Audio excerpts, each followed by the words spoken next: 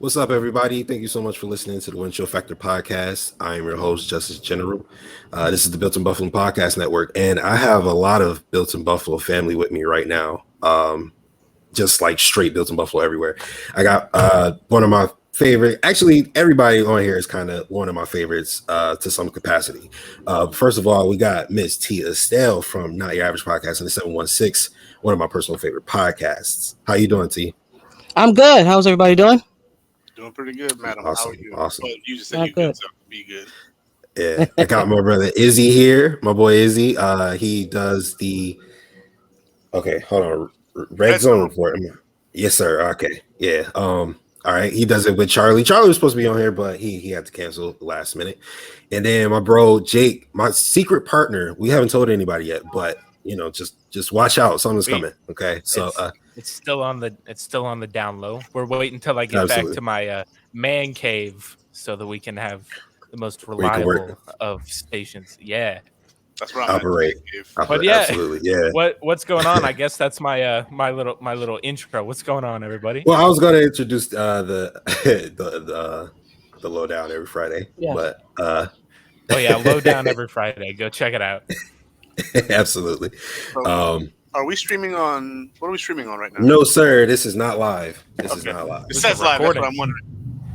Yeah, but like we're not like streaming anywhere. It's just recording. Okay, because I'm like I got this hookah getting ready, huh? You good, bro? Ain't nobody want to watch the stream, man. Ain't nobody. Hey, man, you just never know, man. Well, so let's just go ahead and get started in the conversations. Then, we might as well start off with training camp expectations. Is there anybody that you're like looking forward to specifically, Izzy? Someone I'm specifically looking forward to. I guess within the context of the character of the person, F.A. Obata, actually. I'm looking forward to seeing what he's going to do in training camp because he's kind of one of those roster bubble guys that we don't know, if he's going to fit or if he's going to take someone's spot, but we know that he can be physical. Last year, he had a really good year with the Panthers. And, I want to see what this guy's going to do here. So F.A. Obata is one dude I'm watching intently because we just drafted two more defensive ends. We got Jerry Hughes, Mario Addison still. You got Darrell Johnson that we're still waiting to see if he's going to blow up or not.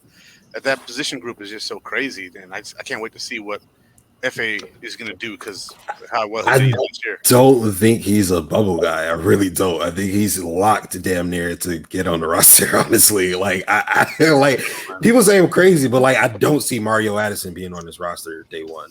I just don't. And then like people like literally give me pushback. How do you guys feel about F.A. Obata? I don't think it's crazy that you think that, but there's already three locks at defensive end, and it's Epinesa, it's Russo, and Basham. Like we already have three locks, and Jerry Hughes as well.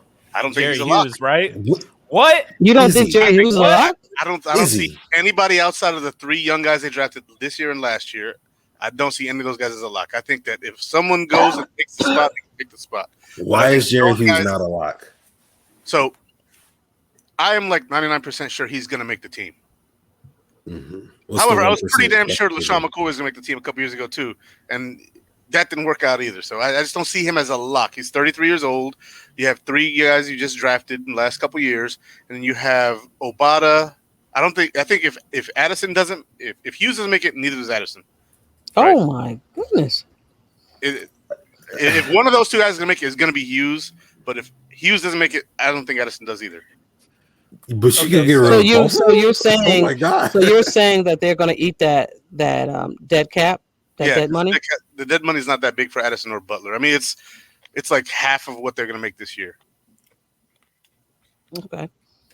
But I mean, So- Addison did come in slimmer, so he knows that he has to come and work for his position. He better come in and work. Yeah. But you'd be looking at keeping 6 defensive ends. It's a lot. Yeah, that's a lot. That's a lot. Hold on. But hold on. 5, but you're talking about 6, maybe 7. If you keep Basham Addison, and Russo both have experience playing defensive tackle. So that could be like a hybrid roster spot. yeah.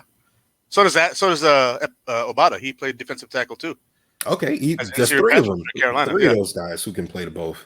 Mhm. So I mean, maybe they do keep six as in and it maybe keep less defensive tackles. Yeah, so they could go 3 DTs and then 6 DNs. You can even go 10 total defensive linemen. And there's rumors about Obata potentially going up playing linebacker on certain downs, which reminds me a lot of Lorenzo Alexander. Oh, that's true. Lorenzo used to play on the inside of the defensive line. He used to play on the outside. He used to play linebacker, just depending on what the play called for. Not sure if Obata's quite the leader Lorenzo was, but his role. He hasn't had the chance yet. He hasn't had the chance yet. We'll see in training camp. That's why training camp is so big for Obata for me, because it's like 3-position flex. Absolutely. What about you, Jake? Who are you looking out for in training camp? I'm looking at someone who's been a little bit of controversy, just like in the name of Bills Mafia, in the mouth recently in Twitter, is Cody Ford is the one I'm looking at. I'm and I mean, I know everybody on Twitter was like, "Hey, man, you didn't have to tag the man when you called him a disappointment." But I'm going to tell you right now, Cody Ford's got to do something in this camp, because Forrest Lamp is coming for that ass. I know a lot of people don't want to believe it. A lot of people don't want to believe it. And I keep telling this to my dad, because like we talked about before the show, I got my family on a lot, and we sit here and we just talk shit back and forth to each other. And when I'm talking, I was like, look, Cody Ford has not really shown much, and I know there's circumstances that he can't control that were why he could not show out. But my dad, I was like, look, I mean, Forrest Lamp last year gave up 2 sacks on an awful Chargers offensive line, which is he's probably one of the better linemen that was on that line. And he's had injury issues, but he played every single damn snap for the first time in his whole career. And he was actually one of the better linemen on there. And right now, Cody Ford has not shown anything in the years that we've had that I would constitute saying that dude deserves the starting spot. I would say that he's definitely in the running for the starting spot, but Forrest Lamp, who has those starting guard tendencies and has shown a full year at a starting guard position at the left guard spot where they will be fighting for, I think it's completely up in the air for who can win that. And right now, I mean, I'm not saying, and I said this in my last podcast, that Cody Ford is a disappointment, but I can say Cody Ford has been disappointing.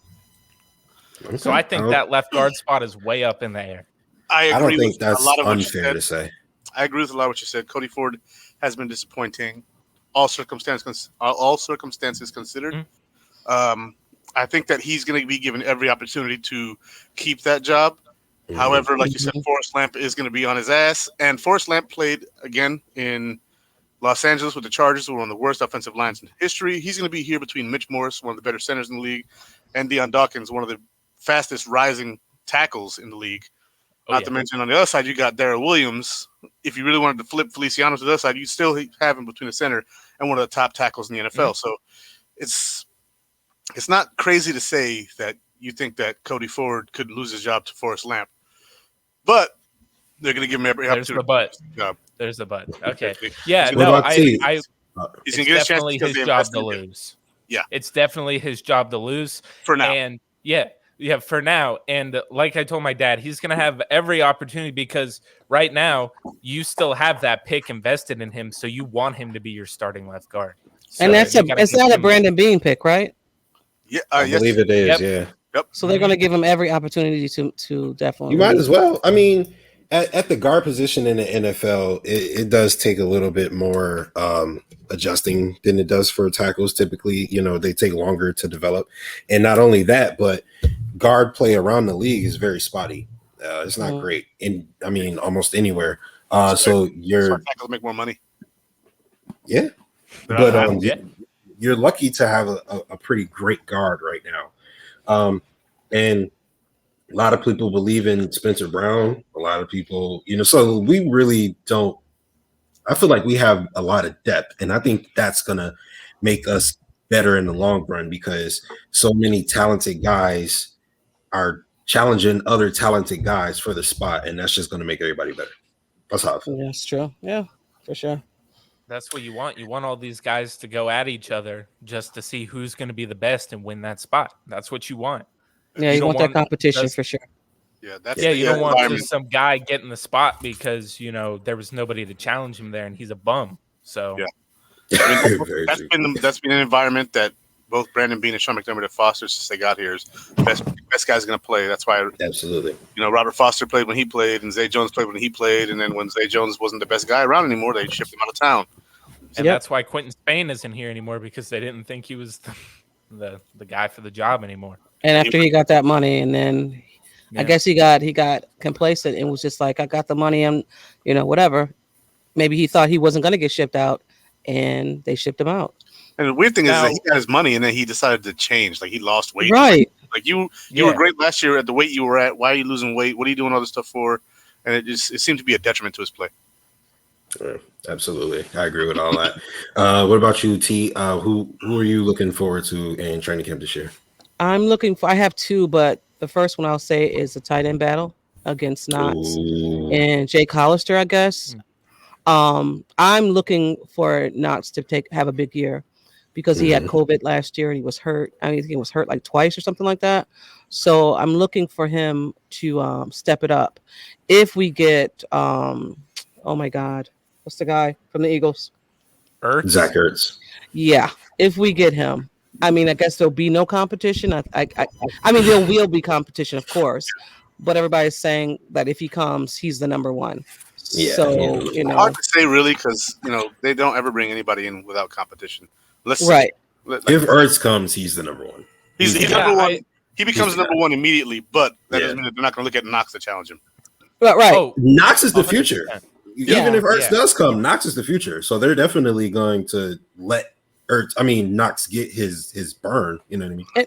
And Knox is doing everything he can to, impress the coaches, doing eye coordination, all that. So going to tight end university, he's doing everything he needs to do in order to, have the coaches look at him and say, listen, he's trying to improve. He's doing this off season, training. He's trying to improve himself. So that battle, because it's known, because they said in the press conference that the tight end last year was not up to par. We need, the position to be, on point this year. Knox don't even got to do nothing special. Spectacular. He doesn't have to do exactly. Right? Exactly. She brought up a lot of good points. I think she brought up a lot of good points. Like tight end university. What has Josh been doing since he got in the NFL? He's been going to quarterback university. He's been going to Jordan Palmer. Like that extra off-season work is possibly going to make the difference for Dawson Knox. Not to mention, third year for NFL tight end is usually their biggest year going forward, if they're going to take off or not. And then he's only been playing tight end for like 6 years total. Like he was a quarterback in high school, goes to college. DK Metcalf and AJ Brown are on the same team, so he's not getting the ball. Now he's a part of an offense where we're expecting him to make plays where he hasn't been. He's like Tebow right now playing tight end. Like it's like 2 years ago. Like he became a tight end in the NFL and is expected to do something. In college, he wasn't expected to do anything. But that's a good point because I mean it's kind of the same thing almost. Just younger and earlier in his career. Tebow's like 31. Exactly. So good luck. And you can also psych yourself out because if he's thinking about it, I got to catch this ball, I got to do this, and it's not just flowing for himself. He's psyching himself out. Yeah, it's like free throws. When you're shooting free throws at playing basketball, it's all psyche. Yeah, a lot. And then you think about it because too, like Knox will. No, go ahead. So I was just going to say that Knox will make the most spectacular catch and then drop the easiest ones. That's all. So last year early he did that. He'd catch the hard one and he'd be like, "All right, cool, yeah, go." Like, "Oh shoot, it's Knox." No. Oh, he caught that. Okay, and then he dropped. Right. Yeah, exactly. Like, what are you doing, bro? And then later on in the year, the drops actually tailed off quite a bit. He was catching everything at the end of the year, but then you look at his whole body of work in Buffalo and the drops included. But look at the plays he has made, like the one in Cincinnati. Like that's Jeremy Shockey type stuff. The two in New England, where the one on fourth down, and then there was another one I can't remember, but it was almost a touchdown. Okay, there he you was go. Barely on the goal line, just barely not in. The one on the sideline in New England, like he can ball. I always say one-handed.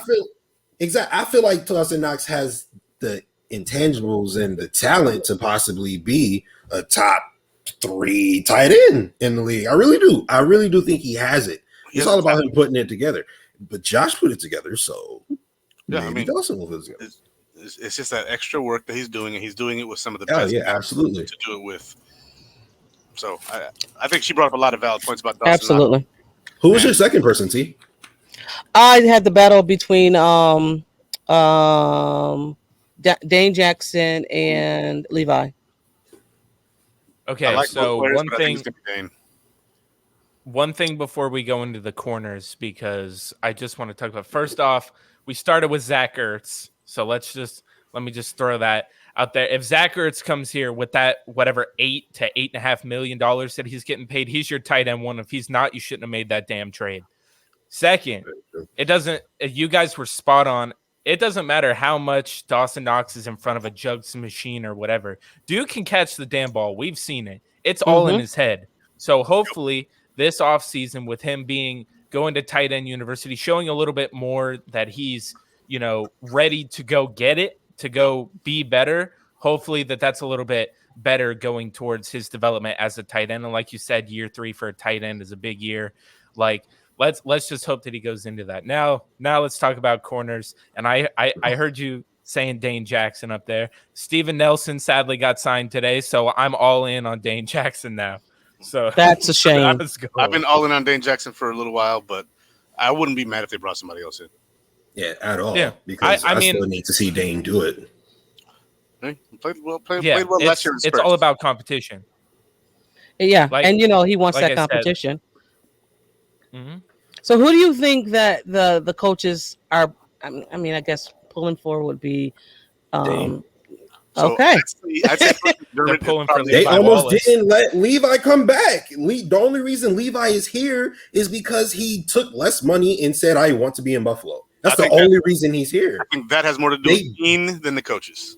No. But I'm saying that they believe that much in Dane. Like, they think Dane is the guy, because you wouldn't let Levi leave if you didn't think Dane was the guy, and then also sign 0 cornerbacks. That means that there's something in place that you believe in, which is Tre'Davious White, obviously, and then I think they believe in Dane Jackson. I think so. You don't believe? I'm sorry. Go ahead. No, you go ahead, because I tend to talk a lot. So okay. So you believe that last year he just wasn't ready to take that step to be the starter at quarter 2. You talking about Dane? Yeah. I don't know. Like, maybe I think he was ready.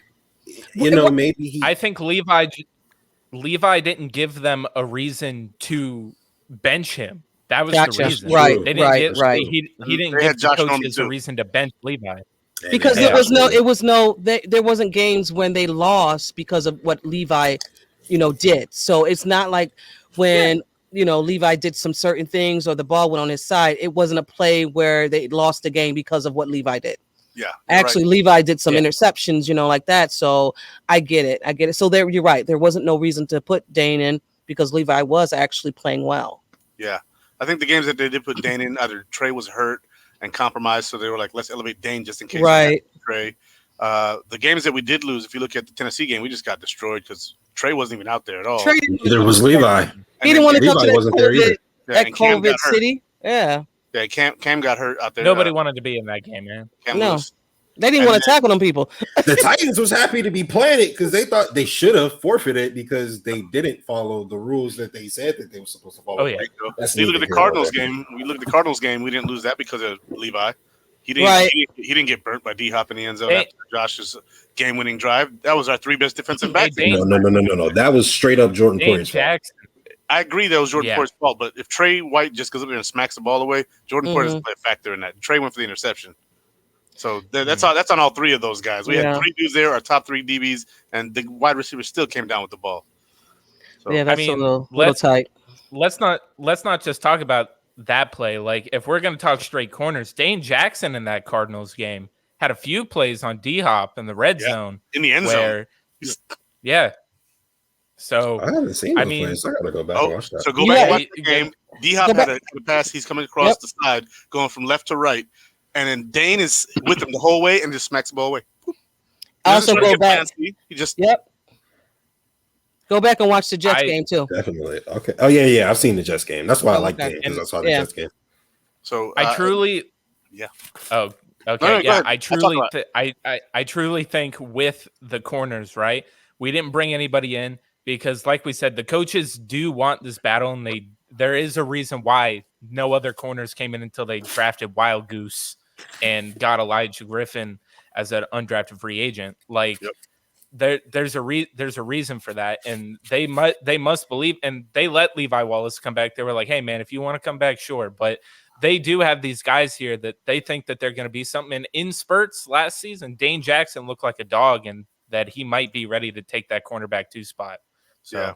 We also got to remember with the Levi Wallace situation. We declined his option, which was $2 million. And that was during the free agency period before the whole draft issue, before we could look at any real, free agents coming in. We had just re-signed Feliciano. We just re-signed Milano. We just re-signed Darrell Williams. So all the big guys got taken care of first. And then they were like, okay, now we have Botker and we have Levi, both undrafted guys who are on their on the restricted free agency market. We got to give either one of them $2 million, and they chose Ike.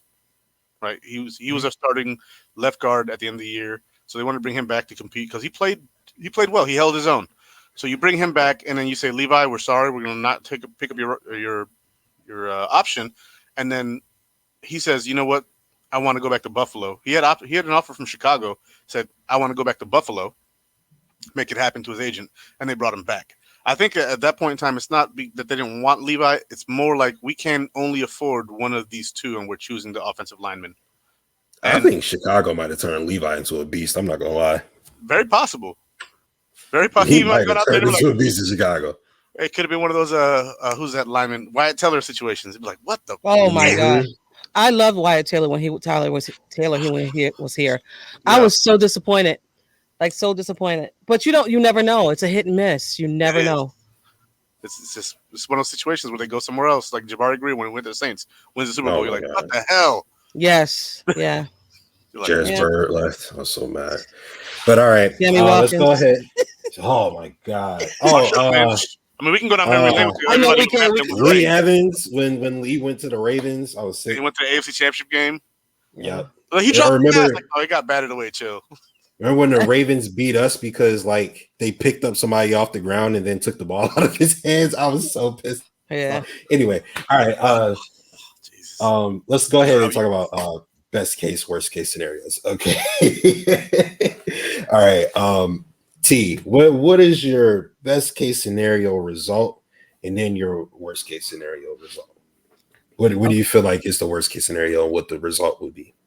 Worst case scenario, we don't find a punter. I'm a punt returner.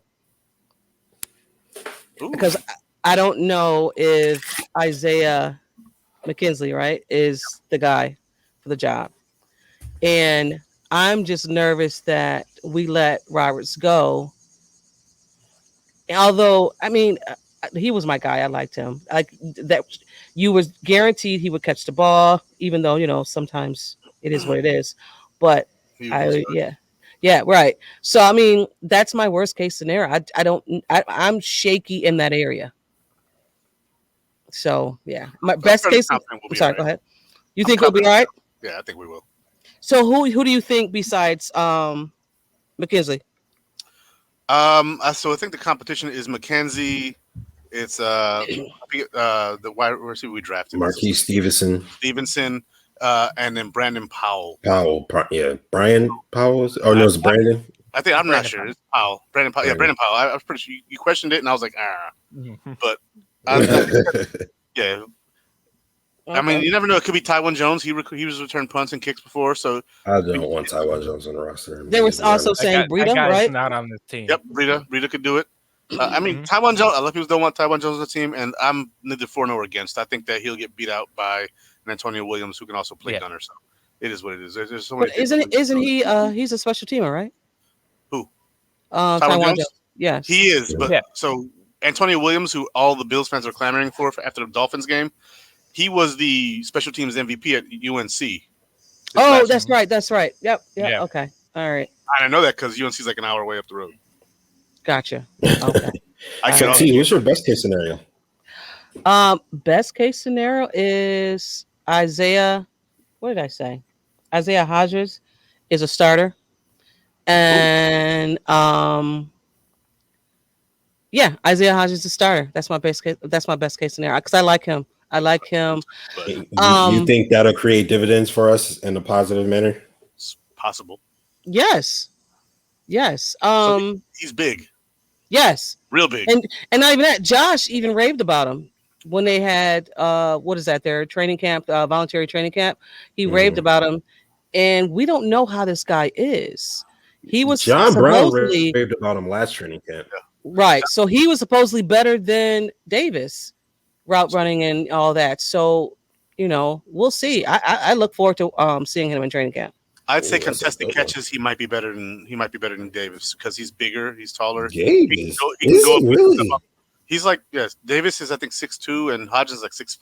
Mm-hmm. Hodgins is big. He's not. And he's big. He's not lengthy, like skinny. He's got some meat on him. he's like 6'5", 215, something like that. He I'm can excited. he can really high point the ball, but all I gotta say is, man, just go back and look at some Gabe Davis UCF tape. Oh yeah, That man Gabe was had good. some contested Yes, balls. yeah. I mean, I was at many of those games, so I saw that shit. Oh, that's so, right. You Yeah, went to yeah. Yeah. So I made a Okay. Gabe Davis highlight video, and bro, he was the truth at Yeah. UCF. yeah, man. That He's- draft class was so deep at receiver is ridiculous. So I mean, it was just Well, Yeah. when I was expecting him to get overlooked. I was like, nobody's probably coming to watch UCF, even though they were going undefeated and shit like that. Like nobody was coming Right, to exactly. actually look at. Like they're like, oh, they not in played. the conference. Yeah, they play in the American. Who cares about that? But then we picked up Gabe Davis. I shit you not. Me, my older brother, and my little brother, who all have went to UCF, just got up and started running around the damn room. Like, That's cool. Mr. Sideline. Yeah. That's what his name should be. yeah. Yes. Oh Yeah, my that was- God. Yes. Oh my God. I think he's that's got that I think that's pretty swag, cool, man. man. Yeah, I think it's pretty cool that we got the GM that was able to recognize that and go ahead and grab Yeah. him because Because I want to again, say in the combine he was nervous that he was going to run a fast time Yeah. and that everybody was going to look at this guy. Yeah. Where he Yeah. already knew. I Yeah, want him. yeah, I want him. Run a I 4.53, love that. please. Stay in the You're 4 right. round. Run a 4.5. We don't need you running a 4.4, 4.3. Just please run Yeah. a 4.53 or slower. We've seen your tape. You're good. Just stay in Right. the 4th round. And he's like, We got you. 4.56. Yes, thank you. Exactly. And then he's burning people on the field though. You're like, all right, Yep. he really is. And you could tell, Absolutely. but you could tell he was hurt that Kansas City game, because he wasn't even running routes right. They all were hurt. Yeah. All of the wide receivers seemed So- like they were a little injured. So did you guys watch last night's Billsology? Right? Yes. Were Yes. any of you guys Watched in a that lot of chat? Mm-hmm. Mhm. So they Oh, were we all were talking in the chat, about actually. Yeah. yeah, I think we were all in the chat. They I were was in talking there. about them being hurt, and they started talking about Kenny Stills. And I remember saying after that game is, once they started talking about like, oh, this receiver was hurt.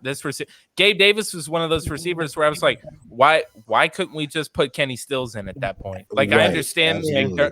McDermott was like, well, these guys played all the way up to this point in the season. I wanted to let them play. But it's like if that man's hurt and gimping, Put him out.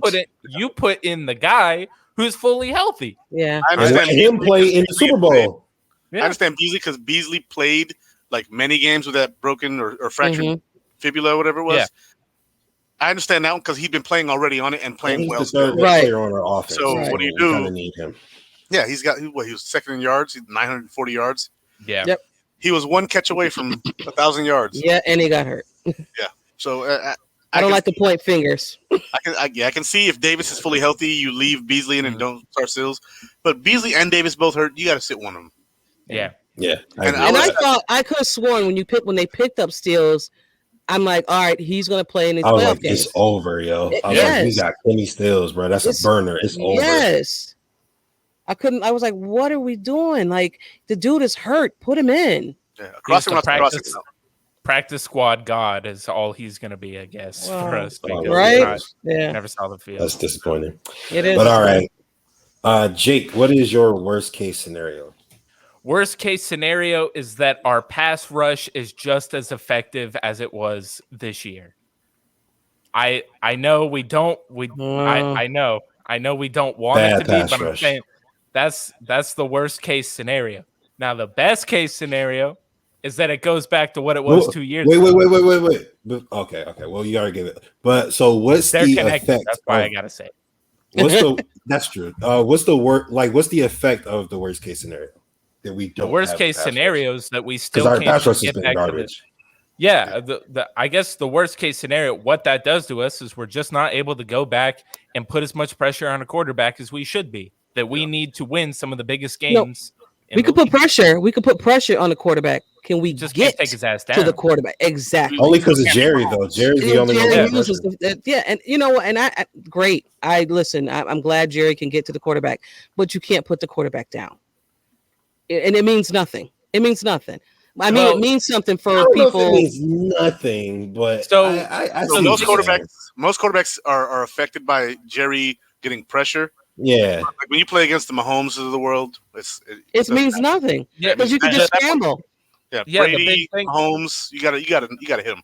The big thing about it is that we don't have somebody on the other end who's able to also get that same kind of pressure. So when you have a guy like Mahomes and you see Jerry Hughes to your left, you're just going to run to the right because nobody's there. So if we can have someone who's just as equally effective as Jerry Hughes, and you're kind of, Jerry's going to be able to pull down the quarterback in that situation. And then you got Ed Oliver closing the gap this year. I expect big things out of him. So, all we need is Epinesa, Obata, Russo, Basham. That's 4 people. One of them has to be able to be effective. One of them. Just one of them. So let me ask you a question then. Who do you think is going on that side? On the right end? On the opposite of Jerry, yeah. They said Obata. I've been hearing out of minicamp Obata. Obata looks like a beast. I think one of the things, and I can wrap this around to what we said at the beginning when we were talking about Mario Addison possibly getting on that bubble. One of the things that I was thinking of, especially when Izzy was like, if Hughes is that, like, one of them is staying, right? Or if Hughes is gone, they're both gone. I think Mario Addison is probably going to be not out of the picture just because he restructured, and Sean McDermott and them, they love having that veteran leadership in there no matter what. They brought Mario Addison in on a reason. So if he's already restructured, I mean, maybe they cut him just because Obata's so damn good, or like if there's just too many people at the position. But I'm thinking that Mario Addison is probably going to be beat out by somebody. I know that he came into camp and he was looking long, tan, and handsome. Like, he was looking great. But I truly do think that whoever gets that side, I liked AJ Epinesa towards the end of the year. The dude was starting to finally get into the form that we thought he was, because at the beginning of the season, he was having like the body composition issues and stuff like that. Yeah. So I think he's getting into his own. I think that Basham might be thrown into the inside a little bit. So maybe he's going to be that hybrid player. Maybe even Gregory Rousseau. I just think maybe because Basham's a little bit bigger of a guy, a little bit more built like a wall than like a really tall tree. So I think that he maybe is the hybrid guy, but the competition is so good there. But I would love to see maybe a guy but somebody has to beat out Mario Addison again. So real quick, you gave us your best case scenario. What is the result of your best case scenario? The best case scenario of us actually getting the pass rush to what it was 2 years ago. Well, if you give me this damn offense with a defense that's just even equal to what the defense was 2 years ago, man, best case scenario, you're playing against whatever the Rams or the Buccaneers in the Super Bowl. That's what's happening. Yeah, absolutely. You're going to Disneyland if you have 2 years ago's defense with last year's offense. Absolutely. No, I'm going to Buffalo for the Super Bowl parade. Is where I'm going. No, they're going to Disneyland, but we'll be in Buffalo. Absolutely. Sure. Disneyland. But all right, Izzy, what is your worst case scenario? What do you not want to see happen?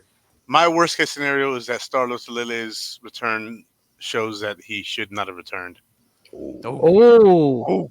Oh my God, Izzy. So if So what's the result of Star Stars, being garbage? so Stars garbage. If he's not the same as he was before, because his numbers have never been great. His contribution has always been the ability to let the guys around him eat. So if the offenses don't fear him, they don't double him, they can stop him with one lineman. You end up doubling Ed. The line doesn't progress, and we can't stop the run.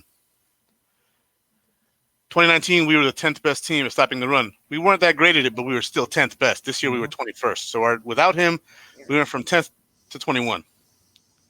If he comes back, and then with the added players, the Russos, the Bashams, the Obadas, etc., we should see an uptick in our run defense, right? We played the Chiefs in the regular season. They didn't beat us through the air. Nope. They beat us on the ground. They were average 9 yards per carry in that game. Yeah. And they're a passing team. We played the Ravens. We played the Colts. And we played the Titans. Derrick Henry had 57 total rushing yards in that game. He had 2 touchdowns, but that's because Tannehill passed all over us, got to the red zone, and you're not going to stop Derrick Henry with 2 yards to go. It's not going to happen. In that Chiefs game, too, though, it was just like, I mean, the way that the reporter asked Mahomes about, so why did you pass the ball? And he was like, I just took what they gave us. Like, it was like I could have ran the ball. Like, we could have ran the ball, but we didn't. We just took what they gave us. It was like one of those cocky answers, because seriously, they could have just really just destroyed us. Yeah, well, they wanted to. Yes, they did. Like, I mean, yeah. So in the playoff game, they passed against us because we were worried about the run. Yep. And in the regular season, they shit on us in the run game because we were so worried about the pass. Tyreek Hill didn't have a big game. No. Kelsey didn't have a big game, but Edwards-Helaire did. He ran all over us. Yeah. 200-plus yards rushing. And why? Because we were playing safe defense. Bend, don't break. Well, they broke it off in our ass. That's how it worked out. Oh, yeah. I hate that saying. I so hate that saying, bend, don't break. It works if you can not bend They when make you it need work. to not bend. They Right. make it work. But the thing about it, that Kansas City game, that playoff game, you didn't go into halftime and change anything. Nothing. There was nothing to change. I mean, really, You didn't have that stars. Kansas City game. I don't hate our defense too badly, because I I know don't hate at our the defense beginning at of all. the season they were a little banged up. Yeah, like they were a little banged up, and people were injured, and they had to get together and get their groove. But toward the end of the season, they became great. They were one of the better playoff defenses. And then against the Ravens, obviously they played out of their minds. The Colts, they didn't play awful. They didn't play great, but they didn't play awful. Right. But the Chiefs game, Tyreek Hill and Travis Kelce specifically absolutely went nuts. Just ran on. Just that damn middle of the field. Yes. Yeah. And Colts, our defense did the bare minimum to win that game. Yep. Like Josh won that game. Like those sideline passes to Davis, the touchdown at the end of the game, and then the defense just had to be, hey, bend, don't break, man. Don't let Rivers throw his touchdown pass. Yeah. And that's when bend, don't break comes into play. Right.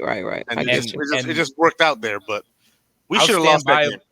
I'll stand by what I say, and that if they had any other decent quarterback back there that wasn't noodle arm like Phillip Rivers, if Carson Wentz was their quarterback in that game, say what you want about Wentz. As long as he's out of his own head, yeah, I agree. Yeah, honestly, we lose that game. I don't know about that. I kind of disagree with that, because I feel like Phillip Rivers played one hell of a game. Like, he did. Phillip Rivers balled out that game. Like, Phillip Rivers balled out for what crazy. Phillip Rivers could do, though. I mean, if you have a quarterback who could do more than what Phillip Rivers could do, I think that we lose that game. No, a more talented quarterback, but I don't know if they would have like the type of just savvy that Phillip had. Like, he was literally picking our defense apart. So I guess I definitely see your point. Carson Wentz comes in and he gives you just a whole new, completely perspective at the quarterback position. I think that could be very scary potentially. That was our toughest playoff game, I believe, out of all of it. To win, that was the toughest one to win, because they were so much on par with us. Yeah, because also Josh he took it upon himself to win that game. Josh he just looked so confident. He did. He didn't look like Sugar High Josh Allen. He just looked like he was just ready to take these guys on his back and win this game. I I remember have a question. I have a question after real that sideline quick. catch, he was like, Yeah, yeah. What's the difference between spectacular Josh Allen and Sugar High Josh Allen? Sugar High Josh Allen's the hero ball Josh Allen. Like, Yep. I'm running. But Yeah, is that not Sugar- throw the ball anyway? No, Sugar High Josh Allen is Houston. Yep. The year before, But what Houston. Freaking trying to lateral the ball to Dawson Knox. Yes, that's Sugar High Josh Allen. Like taking sacks 15 yards backwards. Yeah, but if That's Dawson Sugar Knox just caught that damn ball, High. we might have won that game. I mean, so here's and here's not the only catch. that, but there's If plays where Josh he will run laterals 15 Dawson- yards Dawson backwards. catches it, goes smartest decision ever by Josh Yeah, Allen. that's exactly. But And then you say like he take 15-yard sacks, but like there's times where he literally stiff arms a defensive tackle, like throws him off of him, goes out and makes the play. So like it's kind of the same thing. It's just a different result. So you call it something different. It's more calculated when he succeeds in it, though. You can tell. Like, can we he's being more also? calculated. You brought up the sack. Didn't Patrick Mahomes take like one Yes. of the longest sacks Yes. last season? Yes. He was It's turning 40 around. yards. When you're trying to be Superman, sometimes you make mistakes. Was it? Yeah. Was You know, his, so, no, like, that wasn't that's when his one of them. toe was injured, right? No, that wasn't. Was that regular season? I don't That want any was- I think excuses. that was That was the a horrible playoffs. sack. Okay. That was the I think it was Dolphins, against the wasn't it? Browns Yeah, I was Okay. about to say. I Yes. think it was that Cleveland game. Yeah. Yeah. Cleveland, Yeah. because they were all over him. Yes, they Yeah. were, and that's a game but- they should have lost. Did he But get we injured started too? this Chad Yeah. Henne. talking about Star Latulele, right? And if Star comes back and he's trash, if Star is trash, what do you think about Harrison Phillips behind him? Old swole Harrison Phillips now. I think like Harrison Phillips, coming off of last year, was injured with that knee. He was still recovering, and as the year went on, he looked better and better. So you Yes, never know. Star could be trash, and then Harrison take over. The worst case scenario is Star is trash, and our defense doesn't go back to that 10th ranked rushing defense. Best case scenario is We don't miss a step. we don't miss a step. We get back to that with or without Star. Doesn't matter. Like Harrison Phillips takes over that. Mm-hmm. If that happens, you're also likely going to have a better pass rush. Look at our pass rush the year in 2019. You guys talked about it earlier, right? Jordan Phillips is getting sacks as a result of Jerry Hughes' pressure. We just brought in a bunch of guys who can rush up the middle. Yeah, Shaq Lawson had a few sacks, but most of his were like on quarterbacks like running. Yeah. He's just kind of like getting them out the pocket. Right. So he wasn't like penetrating and then getting in there. It was like he had effort out sacks and where you had to like keep going, not just you dominated the guy across from you. Yeah, Shaq's big thing is contain. Like he's good at containing a running back or containing a quarterback, rushing out of the pocket, to his side, and he can just shadow them and spy them pretty much. That's exactly what Greg Rousseau is, though. Literally to a T. Like I watched his film at Miami. He's literally that, except taller and longer. Like so if you throw the ball, grab anybody from any gap, doesn't matter. Yes, bro, he's swatting everything. There's a reason why that man's nickname is Groot. Groot, exactly. Yeah, exactly. And then also Boogie Basham is kind of like that Jordan Phillips type, where he's an effort guy as well. He has a high motor. He doesn't give up on the play. So I think they saw that they lost Jordan Phillips and Shaq Lawson, and were like, okay, let's go get a better Jordan Phillips and a better Shaq Lawson. Yep, possibly, very possible. And then Epinesa, last year, I think he can take a step forward too. But I think our running defense is really the priority. I don't think our pass rush is as big a priority as the rushing defense. We need to be able to stop you in the secondary, and we need to be able to stop you from running the ball.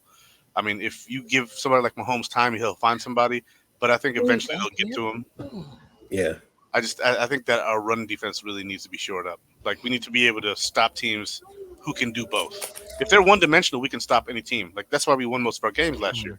But those teams that weren't one dimensional are the ones that we really got, had tough outs with. Like we didn't have to score a touchdown against the Jets. Well, no, we didn't have someone was like, the Bills should have lost that game. They couldn't score a touchdown. I was like, but we didn't need to. We had brass. Ass money game. We didn't need to score a touchdown. We could have scored 4 field goals and been done with you. But it was big baller Bass out there, man. Right. Bass fishing is for real. That's the only position I'm not concerned about at all. Is the kicking position at all? And he got better throughout the Really? year too. You got that much confidence? Yeah. He He got got better did get throughout the whole after. year. Yeah. So he missed a few kicks early on. They were like, "Oh, why did we keep Hauschka?" And then like, Yeah, I never wanted him back. Dude, when I saw after his leg Hauschka, injury, it was the wrap.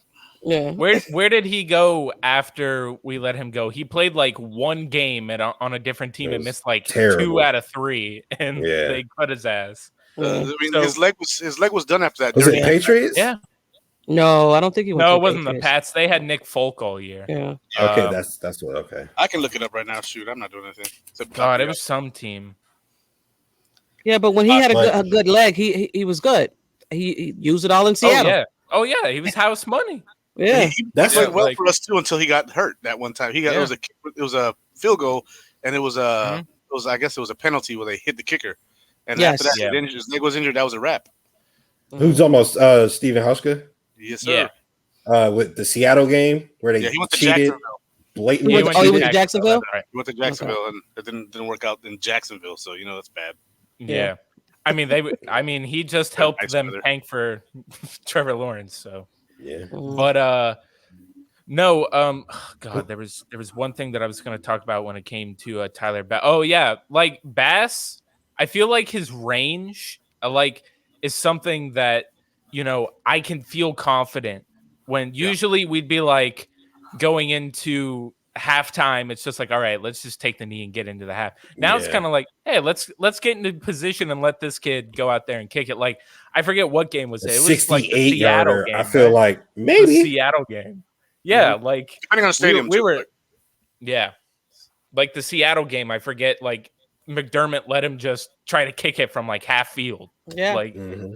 Why not? he's like, go ahead. This kid try hits one 60 yarders one from step, one step. 60 yarders. Exactly. That's what I'm Yeah. saying. I mean, like he could do it. In Buffalo, if you're not anybody gonna, could do it. You're himself. getting the tail end of the leg No. that's trying to get there. Too much wind. Too much. But wind. in a dome, At 45 In a in Buffalo, dome? you're like confident. You're like, okay, well, 45, we can just nail this thing and kick straight through the wind. Like Josh can throw it.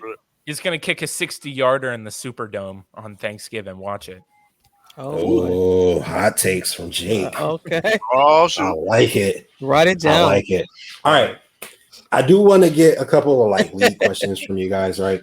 So, real quick, I don't know if you guys are busy or have time or anything, but we can wrap this up shortly. But I do wanted to get just some awards from you guys, basically. Who do you guys think is going to be offensive and defensive rookie of the year? Izzy? Ooh. For the NFL or for the team? NFL. NFL. Ooh. Ooh. So, offensive rookie of the year, I have Oh. Jamar I honestly Chase. don't care about the defensive rookie of the year. I want to know the Jamar offensive rookie of the year. Okay. Jamar Chase. Where did he go? Cincinnati. Joe Burrow. Oh, okay. I feel like it's almost a given that it's going to be given to Trevor Lawrence. Mm-hmm. I Got to feel be like good to do it. They want him No. to get it for sure. the NFL definitely wants him to just like they wanted Zion Williamson in the NBA to win the Rookie of the Year, but then John Morant was like, "Hey, Yeah, but last Hold year on, they I'm wanted here. Burrow to win it, and he didn't. Herbert yeah." got it. So it's No, but Burrow goes injured. He might have won if he so wasn't injured. going into the year, we know who everybody's kind of. They're gonna look at the draft and they're gonna be like, "Yeah, I mean Trevor Lawrence. I mean, if he does anything more than win just one game, like and puts up stats on a losing team in Jacksonville, I mean, they might just be like, hey, give it to him because they're gonna be garbage time stats anyway, kind of like how Dak gets on the Cowboys. So So is that your pick, Trevor Lawrence? yeah, I think Trevor Lawrence is probably gonna get it because most teams are gonna be blowing them out by halftime. So What about you, T? Who you got as offensive rookie of the year? Ooh. I'm gonna go Kyle Pitts. Ooh. okay, That's yeah, not that's a bad. good one. I That's a didn't even good think one. about him. Right before Now he that won. Julio's gone, he's got more targets coming in. Yeah. Absolutely. Yeah, I wanted him to, but we couldn't have him. We couldn't get There's him. no way we were getting Kyle Pitts. I want You know. it, though. I I would want love it. for We Kyle could Pitts, dream. right. We could dream. Good. Yeah. For sure. There's no tight end battle. We got Kyle Pitts. Exactly. What are you talking about? That's just another wide receiver out there. Exactly. Basically, he literally is just another like the Yeah. best wide receiver on the Yeah. field sometimes. Yeah. All right. Okay, so T, then let me ask you this. Who do you see being the league MVP? Oh, jeez. Well, our guy. Oh, Delete. If Josh can have the season he had last year with the run game, he's the guy. He's the guy. What That's all. makes you say that though? Like, what if Aaron Rodgers has another crazy year, or Pat Mahomes does Pat Mahomes? Say it again. Huh? Depends on where Aaron Rodgers is playing. Yeah, that too. I think now people are seeing Josh. Not that they didn't see Josh last year. If Josh could still produce the same that he did last year, or maybe a little bit more, and our run game is is effective, I think he wins. I do. Okay. What about you, Jake? Who you got as the MVP? okay. So I know we're Buffalo Bills content creators, and Answer It don't honestly. matter. It don't matter. okay. So I really want to say Josh Allen, but it's only because the Aaron Rodgers situation right now. This is just what I think right now. The Aaron Rodgers situation. Say he does play, we have no idea what the Green Bay is going to be like next year because now they're out here tweeting that it's going to be their last dance and stuff like that. So who knows? Aaron Rodgers might go absolutely crazy. But if he And they'll give doesn't, him the narrative. yeah, if he doesn't go crazy, everybody's going to remember. Hey, remember what Josh Allen did last year? If Aaron Rodgers isn't putting up numbers like he did last year, and Josh Allen still is, Josh Allen's winning the MVP. Patrick Mahomes has already had his time. Tom Brady's had his time. They're going to be looking for someone new to kind of put the MVP on. And unless Aaron Rodgers doesn't go crazy again and Josh Allen stays at about what he was, or God forbid, even better, he's winning the MVP. Yeah. All right, I could dig it. What about He's you? he's a new blood right now, so they're looking at Josh Allen. Yeah, absolutely. Like just like Lamar was. You mind if I use one of our live show things for mine? Live show. Hey, bro, do you? Do you? Oh, that's hot. That's hot. Yeah, hot I take. see. What are you gonna say? I like that. That I was said cool. this a month ago, right? With A Rich and DM3. I got Josh Allen winning the MVP and to be the first quarterback in more than 20 years to also win the Super Bowl MVP. Ooh, This I like guy. that one. That's a hot This take. guy. I do that since I think it was Kurt Warner in '99. Most likely. Definitely a hot take. I believe it was Kurt Warner in '99, the last guy to do it, win the MVP. And Yeah, Super Bowl. because Mahomes didn't win the Super Bowl. He didn't win the Super Bowl. That's exactly what I was thinking. They won the Super Bowl and the Super Bowl. Yeah. The no quarterback has won the season MVP and Super Bowl MVP since Kurt Warner did it. 1999. Well, I guess since we got Izzy's Super Bowl prediction, might as well get everybody's Super Bowl prediction. What you got, Jake? A Super Bowl prediction. What teams I think are going to be in it? Teams and winner. Team. Okay. Man, it's just set me up to be a homer. But All of us. yeah, I mean we're all homers, but I think the Rams are in the Super Bowl, right? I'm smoking the Matt Stafford pack, all right? Like Absolutely. I 100% think He's that dude, like He's about to go crazy. Oh my god. he is Aaron about Donald on one side and Stafford on the other. Jesus Christ. some people are going out and saying that the Rams are overrated already and stuff. I'm like, no, with that defense and the offensive weapons they have with Matt Stafford, who's had buns since Megatron was gone. Okay.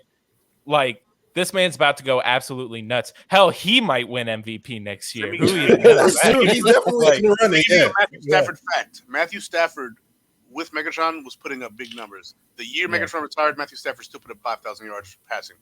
Matthew Stafford is the fastest quarterback from beginning of his career to the time he reached the milestone to make it to 40,000 yards.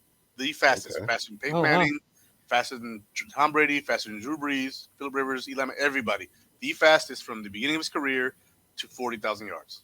And I'm just gonna say because my uncle is a Detroit Lions fan. So he's been just as miserable as us, and he's still miserable while we're living it up now. But he's always got Jared Goff. yeah.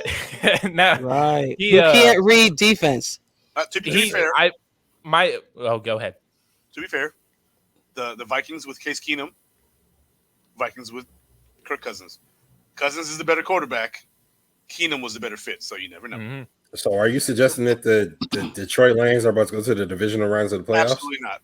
Oh, okay. I was going to say. Like, what? He's just pointing some things out. He's just pointing some things out. What if he's their I Case mean, Keenum? if Aaron Rodgers isn't in Green Bay anymore, Where? I mean, I mean Adams the won't be Vikings. this year either. Yeah. So, no, but my Super Bowl pick, and I Mhm. think it's just because of I'm smoking the Rams pack, so they're in the Super Bowl.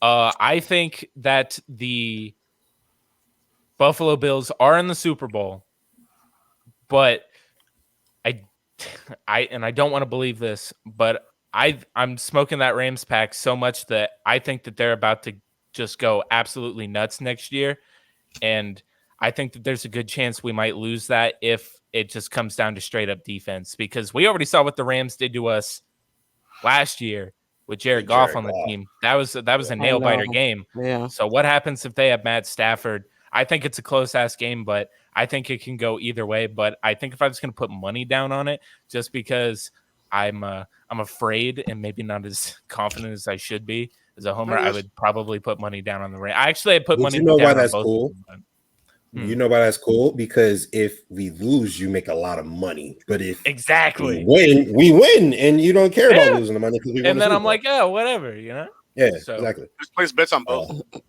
Yeah, just be like Floyd Mayweather and place bets on both, and then whatever one wins, post it on social media. There you go.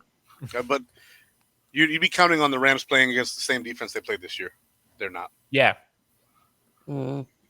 it's all, and you got to think about what I just said. My worst and best case scenario. So yeah, I mean, true.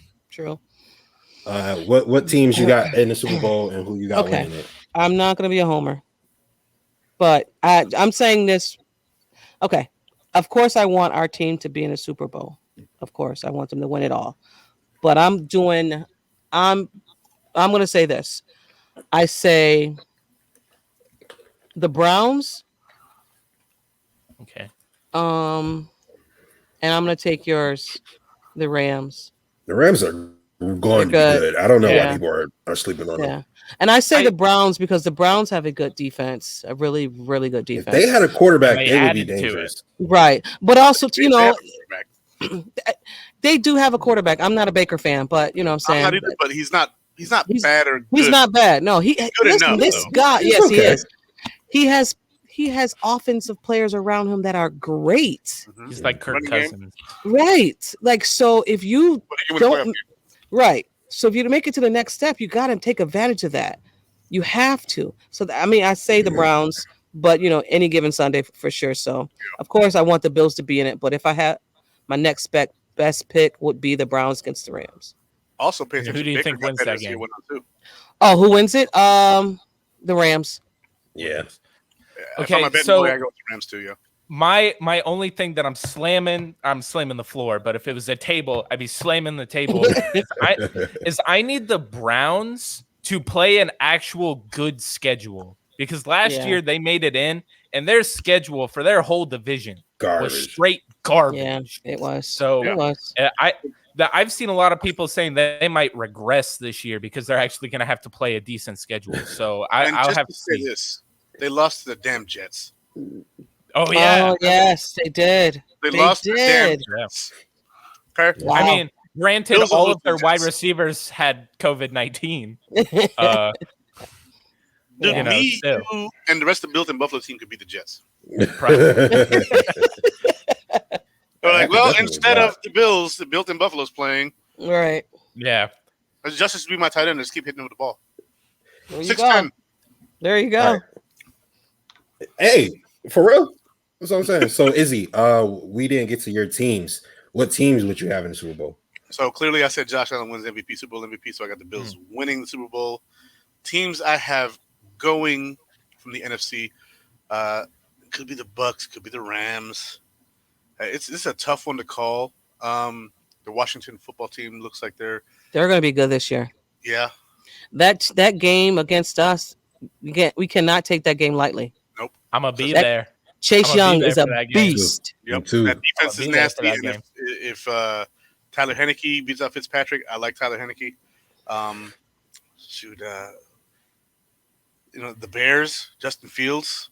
Mm, They made the playoffs last year at 8-8. yeah. I want to know what's crazy about that whole division too. You said the Washington football team is, I don't think Dallas, but the New York Giants actually loaded up on offense Yep. for Daniel Jones. So you really, I don't know. I can't even say 100% that Washington football team even wins their division just because the Giants defense is respectable, not what I would say as dominant, but their offense is going to be loaded this year. And if Daniel Jones, had a good draft. If he can take any step forward, he's going to be all right. yeah, I mean they gave him the weapons to where if the Giants, if he is bad this year with all those weapons, they He's know done. Daniel Jones is the problem, and they're going to get a real quarterback back there. Yep. So, I mean, is it just me or does Daniel Jones look like the kid from Maze Runner? he does. Not the point. All right, and then so you got the Bears up north, you got the Buccaneers, you got the Washington football team out west, you got the Seahawks and the Niners. The Niners look good. I'm gonna say Bills versus, if they stay healthy, San Francisco. Ooh, That's not a bad pick either. Yeah, I respect that. Which is terrible for me because I'm actually Niners are my second favorite team. When I was a little kid, I had a babysitter. She was a Niners fan. She was really nice. She was really pretty. She was cute. Yeah, she was cute. Yeah. Man. Oh my god! They were actually twins. She turned you on. I mean, turned you into They were twins. Twins. They were twins. They went to daycare. They were 18. I don't know, man. I might have been a Niners fan. Yeah. Gina was a Niners fan, and Gina was nicer, but I was already a Bills fan, so I was like, I'm gonna go ahead and root for your Niners too. Wow. They out west, so they don't affect us much, like almost ever. So it was like, I can cheer them on a little bit here and there, but if you're playing the Bills, F you, that's it. Go Bills. Yeah, the only problem that I always have with the Niners is just their health. Like you said, they have to stay healthy, and they already going into camp this year had a couple people already tear some. Yep. That's true. So they've got that bug, and I don't know what it is. And Jimmy Garoppolo, and maybe we're saying Trey Lance. I'm about to say who's going to start, but I think it's Jimmy G 100%. Yeah. Okay. I think that he'll lose that job before the season's over, though. Before the season's over. Before the season's over. I say midway. Yeah. Well, I mean, if you're going to draft, a guy like Trey Lance, right? Yeah. I mean, you got to think about it kind of like the Tua situation too. If you draft a guy that high, like the guy you've got there is just waiting. You're waiting for a bad game to pull that guy. I mean, in the Tua situation, they kept flip-flopping. But normally, you wait for that guy to just give you a reason to pull him out, and then you put the other guy in. Absolutely. If Jimmy balls out, though, he'll play the whole year, and then they'll probably trade him and get that first-round pick that they need. But I mean, what if they do? If he plays average, the Trey Lance will be there by week 8, week 9. See, I have a theory on the 49ers, right? I think that they're trying to rewrite their history's wrongs, right? Almost a decade and a half, maybe 2 decades ago, they missed out on one of, if not the greatest quarterback of all time, right? And they went ahead and they drafted Alex Smith, and it haunts them to this day because Aaron Rodgers is still winning MVPs as of last year, right? So I think that between that and them playing us and seeing Josh Allen and like, oh my God, what are we supposed to do with this, right? I think they were like, you know what? We need to go get the most talented kid who has the highest ceiling, which I do think is Trey Lance, right? Oh, yeah. So I think that they're trying to literally put the Packers method in place to where they're like, all right, cool. We got Trey Lance, and we have obviously not Brett Favre, but we have a pretty decent quarterback who has led us to a Super Bowl before. So who's to say he can't do it again, right? So to be fair, it's more of a Mahomes type deal. Even better. Absolutely. Even better. Garoppolo is Alex Smith. Absolutely. Right. Absolutely. Hey, it's worked It all before. makes sense. It all right. makes sense now. It led to two of the best quarterbacks ever. So I kind of wish Josh would have had that luxury, but here that's neither near or there. We did talk about that in our live show on Friday, didn't we? Yeah, exactly. That's because that was you could have Jimmy G. Yeah. Josh's first year, let Josh sit for a whole year, and then let Josh play. Yeah. Oh wow. Disgusting. Yeah. You let Jimmy G play with Zay Jones and Robert Foster. But then we never would have got Josh hurdling Anthony Barr. So that's true. But I can do without that. Yeah, I know. You'd also not have him get that Tommy John's injury or whatever it was, the elbow injury. Oh, the elbow injury. Yeah. That late hit. That wasn't a late hit. Right. I think all of it is that just sitting behind to those him. guys was like what triggered him to see the field better. I watched Derek Anderson play. I watched Barkley play. That helped a lot. Mm-hmm. If you got that from a whole year from a quarterback who's actually a quality quarterback like Jimmy G, he's not great, but he's a quality quarterback. You give him somebody like that instead of Matt Barkley and Derek Anderson, he might have some better traits. That was hell. That was just hell. And Nate Peterman. Oh, Nate Peterman, AJ McCarron. He's the nicest guy. Nate's the nicest guy ever. He is because Gruden. Gruden. He loves him, right? Yeah. Well, so Gruden likes him, but Gruden's an asshole. So take that for what it's worth. Right. I guess they balance himself off. Probably, but Peterman. Some people said that Peterman was just too nice. Yeah. Yeah. Well, he was giving the ball away to the other team. Yeah, exactly. So very too friendly. It was very giving. Right. Didn't like that. We need some guy who's a little more stingy. I think that Peterman's problem was he was in his own head too much. Like when he took over in the Saints game against, after Tyrod, had that 9 for 18, 50-yard performance. He went out there. He was 7 to 10 for 70 yards and a touchdown. And he also played pretty well in the preseason for the most part. Yeah, I mean he always did that. But I think for him it's mental. Yep. I think he has the physical tools to play the game and it could be good. Tom Brady's got similar physical traits to Nate Peterman, but Tom Brady's also like the most confident person you've ever met in your life if you're a met him. And cocky, and it is a borderline between confident and cocky. Yeah, and that's fine to be that nowhere way. near that line. No, he's not. He's way back there. Yeah, I mean, just think about what happened to Peterman too. Remember the playoff game against the Jags? Tyrod goes down after getting smashed, and they're like, we're all like, "Oh, Peterman's about to lead us. Like, we only need like one score to win this game."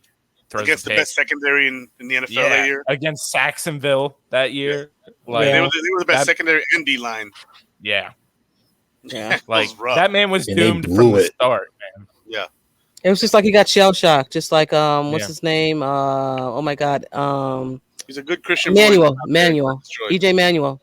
Another one. He got ruined. Yeah. I feel bad for EJ Manuel. I think he could have been good in the right situation, but kind of hated him. Yeah. Yep. And he shouldn't have been a first round pick. He shouldn't have been. He should have been like a third round pick. But when your GM and your head coach are not on the same page, that shows what your problem is right there. Yeah. If EJ Manuel was a third round pick, I think he's still in the league. Yeah, most likely because he doesn't start year one. Yep. You go and get Kyle Orton, and then hopefully Kevin Cobb doesn't blow his damn knee on a mat. Yeah, we've had some horrible luck with quarterbacks, yo. Dude, he didn't even get to see the field. He got hit and tore his Yo, that was disgusting. Running out there as he slipped and fell.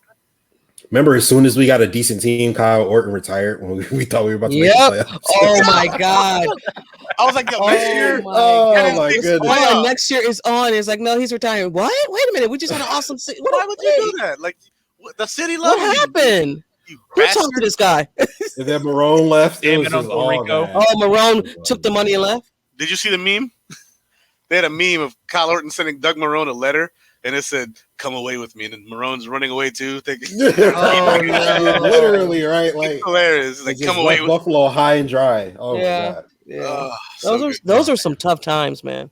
Absolutely. Yeah, but it's worth it to now have Brandon Beane, Sean McDermott, Josh Allen, Stephon Diggs. Like we have the best of the best at all of the right positions. So just so glad the Steelers only had one mistake, and then and that's my big thing, right? Is I'm on here, and all of you guys were fans probably all throughout the draft, right?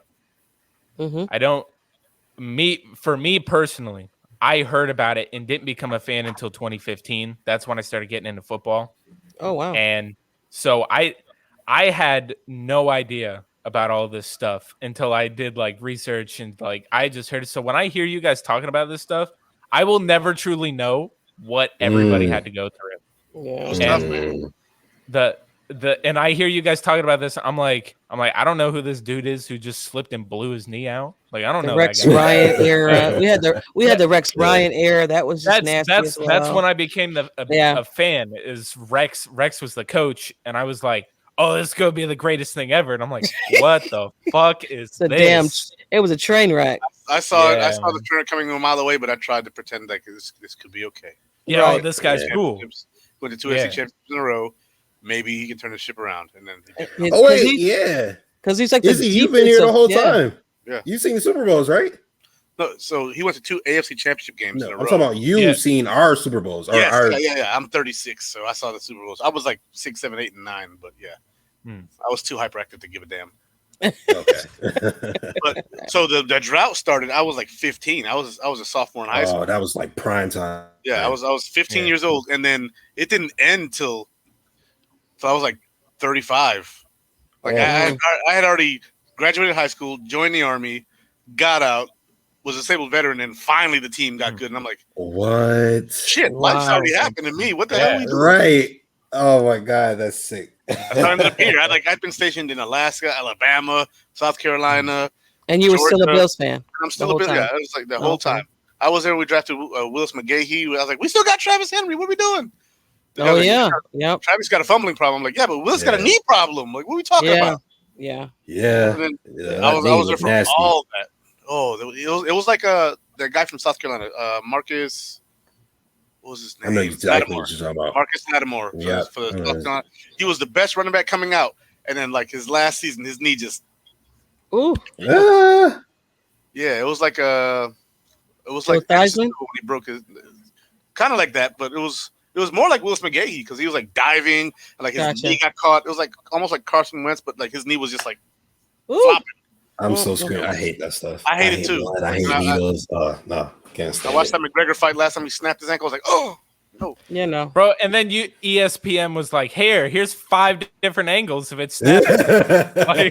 Like, no, I don't want to see that. I didn't want to see it. It was just like Dak Prescott's leg. Oh yeah. Oh my God. When he tried to bang it back in. Remember, I was like, see it was in a sock, but it was like bulging. You're like, that's he was banging it. He was trying to bang it back in. I'm sitting there like, stop it.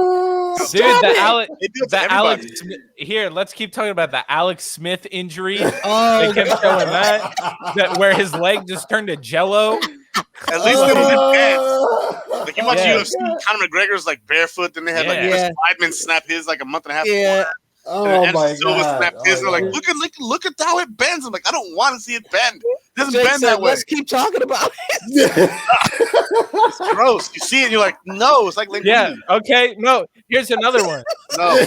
It's like Paul George in 2013. Oh man. my God! Stop! Oh my Okay, God. stop now. Also, no. One more, and you guys probably may not even know about this. UCF's quarterback Mackenzie Milton had the same thing happen to his damn knee that happened to Alex Smith. Absolutely turned it. I was at the game when his damn leg just turned to jello. I don't know if you guys are wrestling fans, but back in the day, Sid Vicious did a jump off the top rope. Oh, dude, comes off the top rope. Yep. Oh, no. Oh, my God. His wrestling boot is just folded in half. You're like, no! No. Oh, man. Yeah. This is disgusting. I've seen it a lot, and I hated it. I hate it every time. And We've I was gone in the army, too so my far. job is like, We've you broke your leg, gone they're too going to far. drag you now. Preston, where do we go? Where do we go, Justin? Where? Oh my God! This is like we going to hell. It's the damn Gordon Hayward injury, bro. Oh my goodness! Hard pass. Oh man. These guys are warriors for that reason. Though. That's what that is. Yes. Yeah.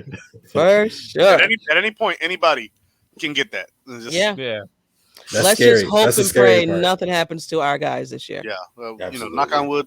Yeah, for sure. So for the most healthy potential Bill season possible, so that we can lift that Lombardi. And I don't even like talking about what ifs when it comes to our guys because, there's always going to be injuries for sure, but you don't want to speak it into no type of existence. That's how I feel. Absolutely, 100% agree. Yeah. I want a healthy season like that 2019 season. It almost felt like there were barely any injuries to main key guys that year.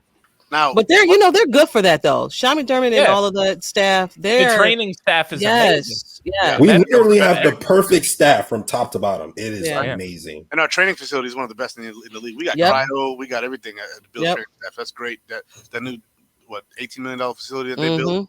Yeah. But we never got to my best case scenario Oh, go ahead. earlier. Oh, we did? Oh, okay, cool. Go ahead. Star, falling off a cliff. Yeah. Okay. Yeah. Back that's like 2 segments ago. But Yeah. best case scenario, we get back to that 2019 season defense type style. We have that defense with last year's offense, the highest scoring offense in the league with the second best defense. That's a Super Bowl. Yeah. So, Wow. So I just want that right there, real quick. Yeah. I agree. That defense. Oh man, that defense was that was a beautiful defense. Number 2 in the league. That was Trey beautiful. White was a runner-up for Player of the year. He was the first team All-Pro. Having interceptions left and right. It was very arguable that year because I believe Pittsburgh was number 1.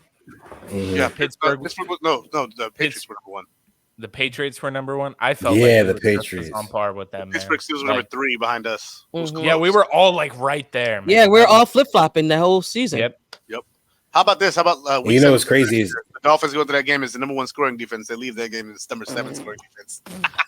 How is that possible? 56 points. 56 points. How is that possible? You put a 56-piece McNugget on the table. That's how that's possible.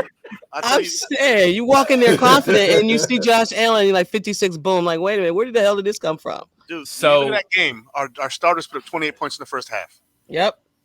If you wipe the scoreboard clean, we still win. Dolphins, you keep your points. We can wipe our scoreboard clean. And then our backups go in there in the second half. They put up 28 more points. We still beat them 28-26. We still beat them 28-26. So that's how that game went. But before I got into like the podcasting stuff, all last season I was doing stuff on YouTube videos, and I would put out videos like how we're gonna grill the Miami Dolphins or something like that, some puns and stuff.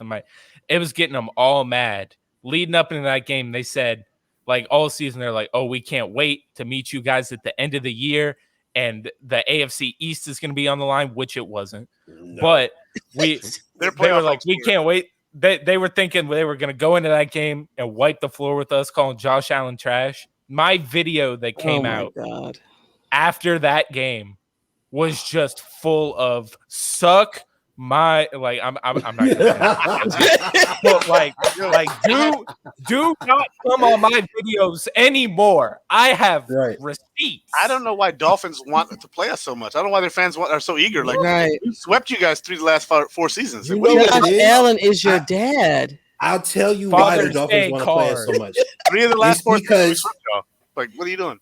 The Dolphins want to play us so much is because the same reason we wanted to play Tom Brady so much is because we thought this is the time. Tom Brady's coming to Orchard Park. We're gonna beat him, and then he just blow us out. And that's exactly what's gonna be the Dolphins for the next. The Dolphins beat them like once a year, most years. Yeah. Yes. The Dolphins, they were like, we can do it at the time. We can do it at the Buffalo. No, you can't. No. Barkley. No. You couldn't even beat Matt Barkley. Oh God! Matt Barkley's dropping dimes down the middle to Gabe Davis for touchdowns. Okay. Niggas wasn't playing anymore. It was Davis as number 1. If Ryan Fitzpatrick didn't have COVID, he would have been in that game so fast, yo. Like he would have been in the game after the second quarter. No crap. After the second quarter, Howard sandwich. Like he just like thanks, after David. the second quarter, Justus. Yeah, after the first it was bad. The first quarter. The first, he wouldn't even made it past 3 drives. Fitzpatrick would have been back in the game. The Tula was looking back saying, "Wait, where is anybody coming in? Who's the third string guy? Who's after Ryan? It's just you, bro. Like, oh shit. Yeah. So this is me the whole game. So I'm in it the whole game. Yes. Okay. Is Matt Barkley over there? Like, well, since we're here, we might as well talk about Tua. Jake, how do you feel about Tua?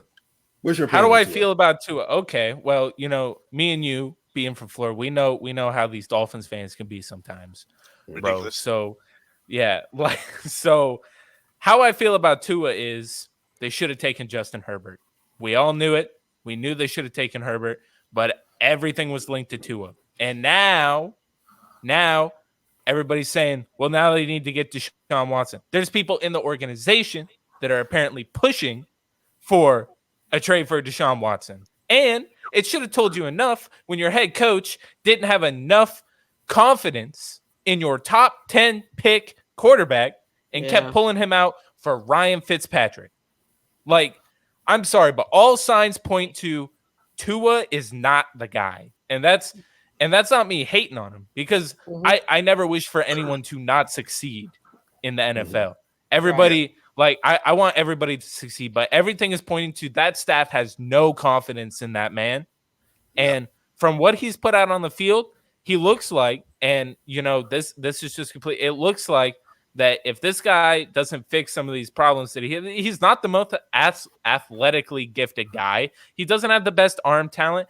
Overall, it's not like, I guess the only thing he has a slightly higher football IQ when it comes to that. But other than that, really, not even that. Okay. So if we're going to say, if he doesn't even have that, then this guy should have never been. Like, that dude was a benefit of having one of the best offenses in college football and having number ones, basically early first round talent on each side of the line at wide receiver.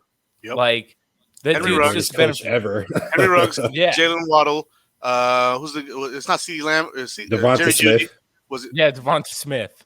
Like Devonta Smith, Jerry Jeudy, right? Or was it CeeDee Lamb? Jerry Jeudy was there. Yeah. Jerry Jeudy. Just- Like all first round pick wide Listen to those receivers. names. Listen to those names. Those are guys that are competing for starting spots on teams right now. No, some of them are star players. And having all starting four of those spots. guys are starters. Yeah, all of them are starters. So- Yeah. So Like- you had all this in college. So he has the physical tools to do it. He just doesn't have the mental. In my opinion. So Izzy, how The do you mental feel is about Tua? So What do you think of Tua? have you seen my Wonderlic video, or have you heard my Wonderlic take? Mm. All right, so a lot of people will shoot the Wonderlic down. It doesn't matter, blah, blah, blah. Jim Kelly had a 14. So Yeah. the Wonderlic test is the aptitude test the NFL uses for players, right? Everybody takes it. If you're a defensive tackle or a quarterback, doesn't matter, right? But for some positions, it matters. high. 37, in fact. So I've done It's a like Peyton Peyton Manning high. Peyton Manning scored a high. 34, Oh, I think. wow. Tom Yeah. Brady scored a 38. Russell Wilson scored a 33. Like You hear those best of the damn best. names? You Yeah, hear the those damn best names? score high, right? Deshaun Watson scored 24. So no quarterback since Donovan McNabb has scored lower than a 20 and become a franchise quarterback on that test. Don McNabb took that test in 1998 when he was at the Combine. And since him, nobody has scored lower than a 20 and been a franchise quarterback. Now, Tua and Lamar Jackson, so this is why I'm not so high on Lamar Jackson, scored 13s. Wait, what? Lamar Jackson and Tua both scored 13 on the A Wonderlic test. 13? Wow. 13. Your average quarterback scores a 24. And no quarterback has been a franchise quarterback and scored under 20 since Donovan McNabb. Oh my god. 23 years. I did Tua not, scored 13. I did Lamar not know Jackson- that. They're both That's bad. physically gifted. So Tua scores 13. Mhm. Tua Wow. scores a 13, right? The test measures how fast you can solve and this problems. is Okay, gotcha. That's what the test does. and we're talking about Tua, right? Mhm. How do you think now? This is something that happens a lot. Miami Dolphins fans really like Brian Flores and the culture down there, right? I like Flores. He's good. Do you think that if they bomb on this Tua thing and they don't get a guy like a Deshaun Watson, you think that experiment down there with the GM and Brian Flores is over? Even though I think I don't Brian think it's Flores Brian is a No, decent I coach. don't think so. So I think it I might don't be think over, Brian but I don't Flores think it got it. should be. I think Yeah. that Yeah. I think that they should stick with Flores and the GM. Yeah. But I don't think that they will. And Well, I yes, hope they get rid of him. I hope Well, they yeah, do. I mean- It'll help us out. generally Right, speaking, exactly. you get your one quarterback pick and that's it. Generally speaking, every now and then, like a Marvin Lewis, Yeah. you get Carson Palmer, and then you get Andy Dalton, and then sometimes you get that guy. But I think So that most do you think that's why they didn't go after a quarterback again? They should have. They They should have. should've. They literally could have. that would save their ass. Right. Yeah. If they stayed at 3 and they take Trey Lance, I think he beats out Tua easy. I feel like the Dolphins and the Jets literally made the wrong decision. I feel like the Dolphins should have gave up on Tua and taken a quarterback, and I feel like the Jets should have used their pick for a premium position and kept Sam Darnold. Mhm. No, I do. Because I believe I that feel too. like Sam Darnold is better than Zach Wilson is. He was mismanaged, and the I Jets. was heavy on that Sam Darnold thing. My soon to be father-in-law, whenever, is a Jets fan. Congratulations. And when I have conversations, well, her mom is also a Patriots fan, so think Oh about my that household, God, man. Y'all are Oh all my mixed up. goodness! My fiance's Yeah, mom is a Dolphins fan? Patriots fan. Oh my goodness! Yeah, Is she a Dolphins fan? No, she's a nothing fan. She a Bills fan now. I'll tell you that. She another But imagine their face when she brings home a guy Bills and he's fan. wearing a Buffalo Bills shirt. They're like, "Oh hell no! Yeah. What the hell is this?" Right. But I go in there and I have conversations with her dad all the time about the Jets. I follow everybody in the AFC East, so Yeah. And Me too. I was telling him, I was like, "Look," and he's telling me all this stuff, and I say, "Hey, the only reason that you get rid of Sam Darnold is if Joe Douglas admits that he failed on Sam Darnold, which admittedly they did when he came in, and he just wants to reset the clock when it comes to the quarterback position for the rebuild. That's it. If not, I thought it was a smarter idea to get that premium position, keep Sam Darnold, because Sam Darnold does have those intangibles that, he had those rookie mistakes that just weren't coached out of him because he had damn Adam Gates. Yeah. Here's a hot take. Gates. The Panthers might make the playoffs this year. They are making the playoffs this year. Yeah. The Panthers, they might win the division this year. Oh, I like that. But Well, just That for might reference, be the Cap. Buccaneers Hold on, won I need a hat, bro. Cap. the Buccaneers won the Super Bowl this year and they didn't win their division. So let's. no, but I think the Saints are still going to be good. I think Jameis Winston is better than what Drew Brees was last year. I don't know, maybe, but Jameis Winston going to shock some people. I agree, but they're going to put Chase Hill in there first, I think, and then when that experiment flops, they'll go If with they Jameis. put Taysom Hill in there over Jameis gonna do Winston, it. They're gonna do it. That They just paid him That $160 is million. They're going to do it. They're not going to sit him after they paid is him. gross So- irresponsibility. Well, Yeah. it's So the gross big irresponsibility. thing about that the big thing about that contract is so a many one-year years prove of it it are it's basically a 1 year prove it. So 1 year. It's a 1 year. If you're good, then cool, and we'll keep you. And if you're not, so I saw that part of the contract. But like they did say, if you take this job, if we give you this job and you succeed, you're our guy. But he scored under 20 in the one leg too. So I mean, did you see 16. him last year when they had him playing quarterback? Like, yeah, he ran the ball more than Lamar Jackson does. awful. Yeah. Yeah. He was just he wasn't terrible, but he wasn't. He was not much better than bad. I think it's crazy. I had no idea about Lamar Jackson's Wonderlic test. Yeah, so 13. That's crazy. So yeah, I didn't know that. I knew about Josh, but I didn't know about anybody else's. So it doesn't. I know a lot of them. Like if you ask me quarterback, I could probably give their Wonderlic score because I did a whole study on this because someone was like, Wonderlic don't matter. Here's a tidbit for you. The Wonderlic score of the last Super Bowl winning quarterbacks, the average score is 30 from the last 10 quarterbacks to win Super Bowl. That means Tom Brady doesn't only count for one, right? Because you're counting all 10 of the last 10 quarterbacks to win it. So it's not Tom Brady, Mahomes, Tom Brady. It's not Tom Brady, Aaron Rodgers, Ben Roethlisberger, Patrick Mahomes. Gotcha. Okay. That's 10 guys. Kurt Warner's on the list because he Trent Dilfer.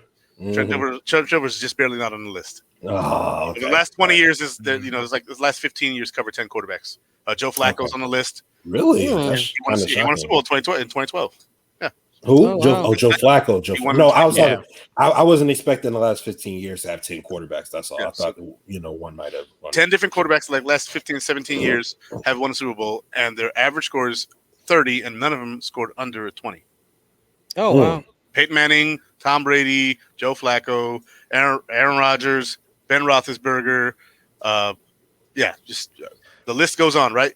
The last 10 to win MVP, only one scored under 20, and it was Lamar Jackson. The average score telling me after Lamar Jackson, the average score for those guys was 32 before that because you had Matt Ryan. You can Tom read Brady, between the lines, right? Lamar Jackson brought that score down from 32 to 25. Wow. Yeah. Wow. He put his number in there. You put his numbers in there. Then right is 13, and then that average comes down to 25 from 32. That's how big his Wonderlic score made an impact on that statistic.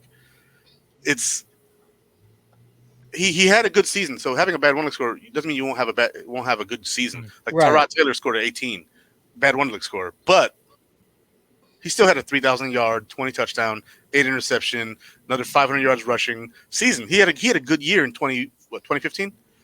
He had a good year. It wasn't a great year. He was 20th in the league. You know, his numbers were good. He had a solid The year QBR. I became a fan. Yeah, so I never knew that.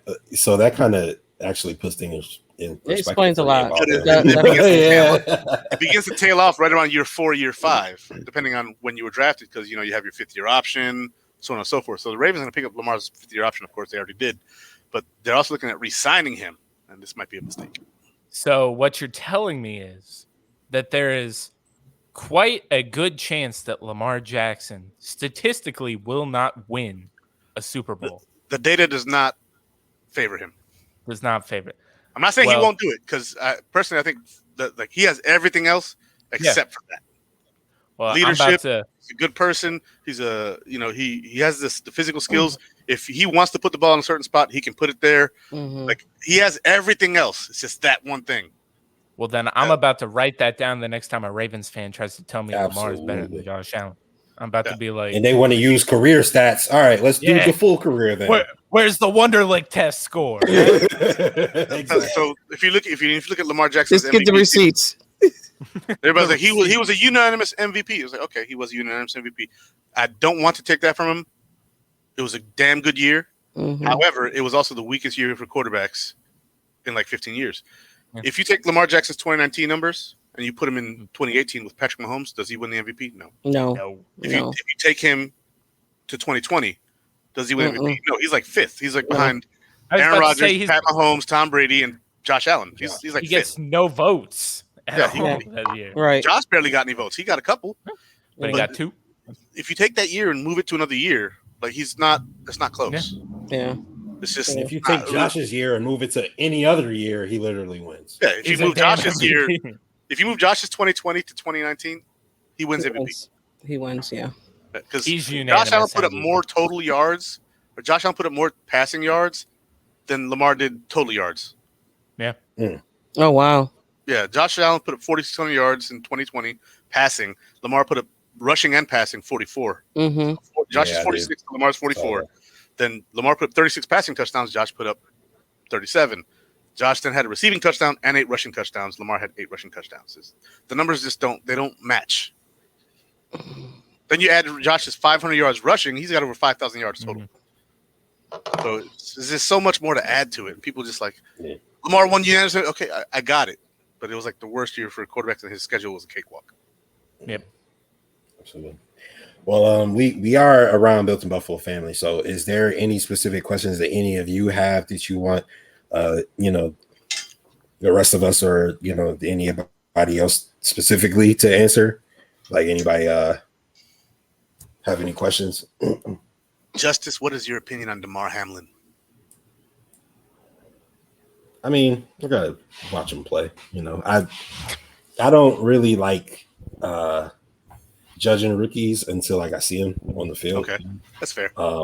Because look, man, Dane Jackson was a 7th round pick, and now he's supposed to be our CB2. So I can't just say, oh, he's just a nobody, right? Because he could be a somebody. And then you also have Greg Rousseau, who's a 1st round pick, but he had 15.5 sacks the year before. He didn't even play this year. So who's to say he wasn't working crazy all year and is going to come out and be an absolute beast? I don't know. I gotta wait. I gotta wait to to see them play. Yeah, I think he's a potential sleeper for one of the replacements once our guys retire. Yeah, absolutely. But we'll see. We got to see camp. We got to see preseason. That was it. I just want to throw a little tidbit out there. I like DeMar Hamlin. I've been watching him a little bit, looking at some of his highlights. He's got good instincts. All right, so we'll keep an eye out on DeMar Hamlin. But other than that, I appreciate all of you guys for coming on. Absolutely, for sure. Izzy, Red Zone Report. Not your average podcast in the 716. I'm sorry. T Estelle. We got my brother Jake Jordan. The Lowdown every single Friday. Again, this has been the Built in Buffalo Podcast Network. We appreciate every one of you guys for listening. I'm sorry for the choo-choo train in the back. It is. Hey, it sounded good. I thought it was part of. What a great outro sound. Yes. You record that That's thing the and do it again. Windchill horn, man. Yeah, There you hey, go. you know what? There you That's a go. good point. I might have to Listen, brand that's that. isn't that part, that's at the stadium. Yeah. They do that at the stadium. That is true. Yeah, that is Yeah. true. You know what? I'm gonna have to use that. You want to use But, it? You got to use it. Offenses are moving the ball. Yeah. Yes. First down. Running back truck Yeah. somebody. Yeah. all right. But Love that. for Izzy, Jake, T, Justice, appreciate you guys for listening. We out.